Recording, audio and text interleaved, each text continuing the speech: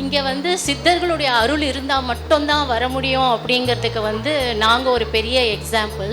வர்றதுக்கு முன்னாடி என்னன்னா என்னோட ஹஸ்பண்டுக்கு வந்து ஒரு சின்ன ஆக்சிடெண்ட் ஆயிடுச்சு. பிரெயின் இன்ஜுரி இருக்குமோ அப்படின்னு சந்தேகப்படுற அளவுக்கு பெருசாக இருந்தது. அப்போ நான் இமீடியட்டாக ஐயாவுக்கு தான் ஃபோன் பண்ணேன். ஃபோன் பண்ணிவிட்டு இந்த மாதிரி இருக்குது அப்படின்னு சொன்னேன். அப்போ ஐயா உடனே வந்து பிரெயின் பவர்னு ஒரு மெடிசன் நான் கண்டிப்பாக கொடுத்து அனுப்புகிறேன், நீங்கள் ஒன்றும் கவலைப்படாதீங்க, எல்லாம் சரியாயிரும் அப்படின்னு சொன்னார். ஸோ இந்த ப்ரோக்ராம்க்கே நான் வருவேனா அப்படின்னு சொல்லிட்டு நான் அப்போ அவர்கிட்ட வந்து கேட்டேன். கண்டிப்பாக உங்களால் வர முடியும், அதுக்குள்ளே சரியாயிரும் அப்படின்னு சொன்னாங்க. அதுக்கேற்ற மாதிரி நான் மட்டும்தான் வருவேன்னு நினச்சேன், ஆனால் என்னோட ஹஸ்பண்டாலையும் வர முடிஞ்சது.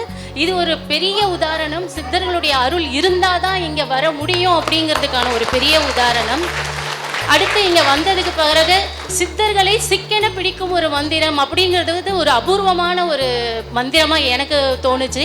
ஸோ இந்த மாதிரியான ஒரு மந்திரங்கள் அடுத்தது உச்சாடனம், அந்த மந்திரத்தை எப்படி ஜெபிக்கணுங்கிறதும் வந்து ஒரு ஆவேசமாக நம்ம ஜெபிக்கணும் அப்படிங்கிறதையும் வந்து இங்கே வந்ததுக்கு அப்புறமா தான் கற்றுக்கிட்டோம். ஸோ இந்த வழிபாடே வந்து ரொம்ப சிறப்பாக ரொம்ப அற்புதமாக இருந்தது. இது ஒரு நல்ல எக்ஸ்பீரியன்ஸாக இருந்தது. இந்த ஒரு இதுவை கொடுத்ததுக்கு ஐயாவுக்கு ரொம்ப நன்றி. விதியை மாற்றுவோம் சித்தர்கள் வழியில். மூலிகை சித்தரின் ஒரு நாள் வாழ்வியல் பயிலரங்கம்